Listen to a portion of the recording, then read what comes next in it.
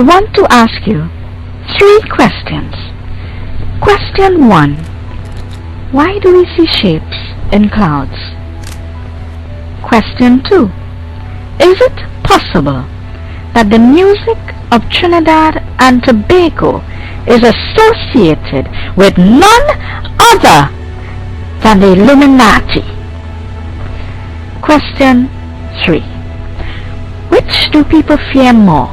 A hand holding a gun or 2 men holding hands? I hope that you will keep an open eye, open ears, and an open mind when watching this, because I know some of the following will be sensitive material, very sensitive, and I am going to try to make this as entertaining as possible, but also as enlightening and coherent as possible. For these 3 questions are tools I will use to expose some of the double standards I think that lurk within our trades. Allow me to introduce myself. My name is Daniella Brown, and this is me. Yep, that's me. Just a girl. Ignore the guy with the tie, please. Ever since I was a little girl, I've always been a little crazy, and I've always observed and asked questions. For the people who change things, they question the world, they question the rules, they question authority, they question art, they question society, they question science, they question religion. But most of all, they question themselves. And I think that's something a lot of us lost since we were children. A lot of us have stopped asking questions. A lot of us have stopped questioning ourselves. And if I can encourage just one person to ask one question about themselves after watching my documentary, I would have succeeded.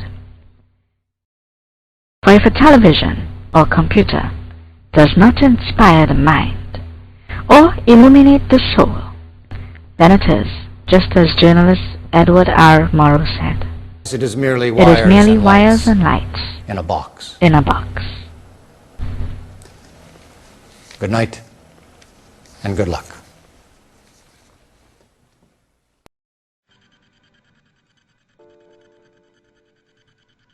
We have a tendency to see faces. This is the face on Mars, and you can get the pattern-seeking. Humans are pattern-seeking animals. Here's the Virgin Mary on the side of a glass window in Sao Paulo. Here's the Virgin Mary made her appearance on a cheese sandwich. Playing it from a different angle as it slammed into the...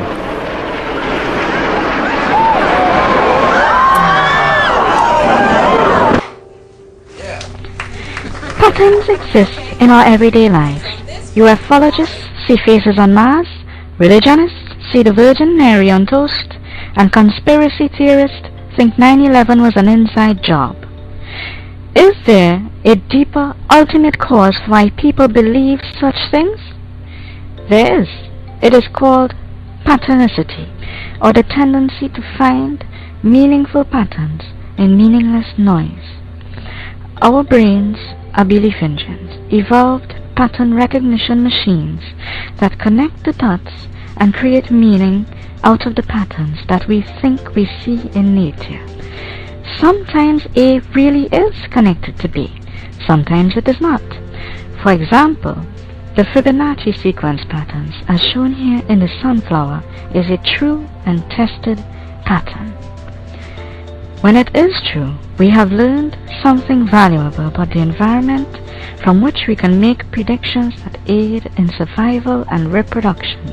We are the ancestors of those most successful at finding patterns.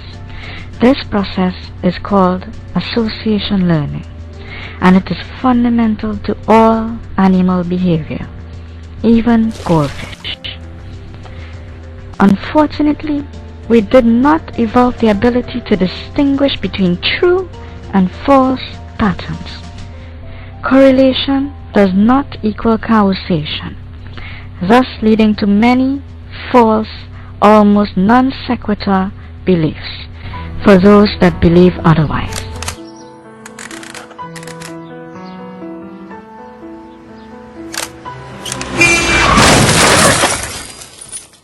fille. Mais qu'est-ce que t'as fait? Un voisin profite de la naïveté d'Amélie pour lui faire croire que son appareil a un défaut. Il déclenche des accidents. Comme elle a pris des clichés tout l'après-midi, un doute affreux l'assaille le soir venu. Elle s'effondre devant la télé, accablée par la responsabilité d'un gigantesque incendie, de 2 Superstition, déraillements walking under a et du lamp. crash d'un Boeing The number 747. 13, black cats bringing bad romance. One can simply look for anything and filter out everything else, and they will only see that one thing they are looking for. If we wish to see a turtle in the clouds, we will. If we wish to see a rabbit in the clouds, we will. No, there's not. Oh, I see it. Along with other things. The examples of 9/11 conspiracies that trace back to Hollywood, for example, is absolutely ludicrous. But you decide.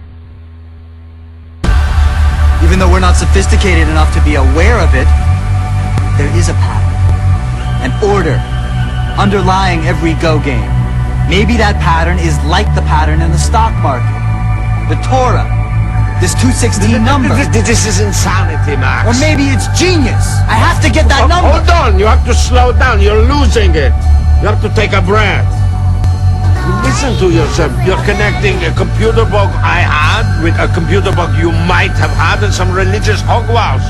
You want to find the number 216 in the world, you will be able to find it everywhere. 216 steps from your street corner to your front door. 216 seconds you spend riding on the elevator. When your mind becomes obsessed with anything, you will filter everything else out and find that thing everywhere.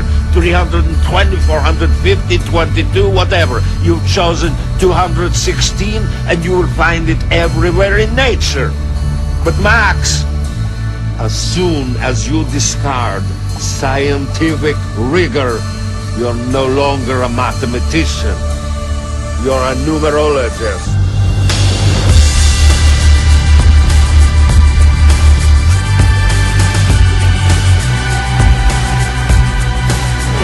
Oh man! Oh God! Oh man! Oh God! Oh man! Oh God! Oh man! Oh God! Oh man! Oh God! My second question asked if it was possible in any way that the music artists of Trinidad and Tobago could be connected to the Illuminati, or the Freemasons, or perhaps even the occult. Illuminati conspiracy theorists deal with what I spoke about in the previous section: patterns, shapes, symbols. The pyramids with the eyes, the shields with the crosses, the torches and the eagles. If you wish to see these things, you will, just like the clouds. Not just in Rihanna, Jay-Z or Lady Gaga music videos you will see these symbols, these signs, these shapes, but in real life, which leads to the most severe of paranoia. One group of people responsible for the degradation of moral society. Oh my God! Sounds like shifting the blame to me. Now, Lady Blah Blah is a fictional artist used in an ad campaign by telecommunications company Digicel. Can Digicel possibly be with the Illuminati? Did they place symbols in their ad campaign? Well, let's take a moment and check it out.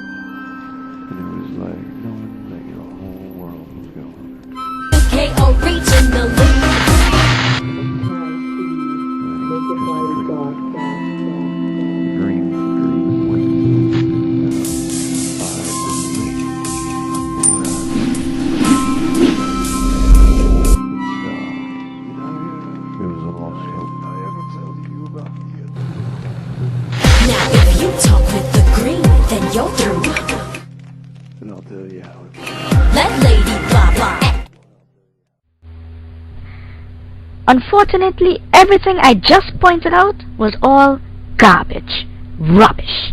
I only saw those things because I was looking specifically for them. If you look for it, you will find it. You will filter everything else out, and you will find the one thing that you're looking for. Here's another example of a Digicel ad. Talk for 30 minutes and get $5 credit too. Talk for 60 minutes, $10 credit goes to you. I talk for you, see, get $15 credit free. 1, 2, 3, 4. Did you see the satanic upside down cross? They must be evil then, right? So again, that's up to you to determine. Whether you believe this foolishness or not, I dare you to look at something you admire greatly and look for these same symbols amongst them. You will be certain to find at least one.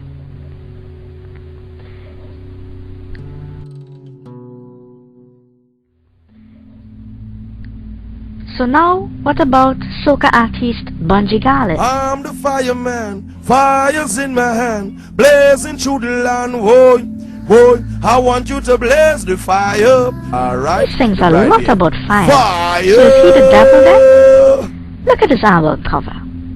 The two heads facing opposite directions is reminiscent of the pagan god Janus.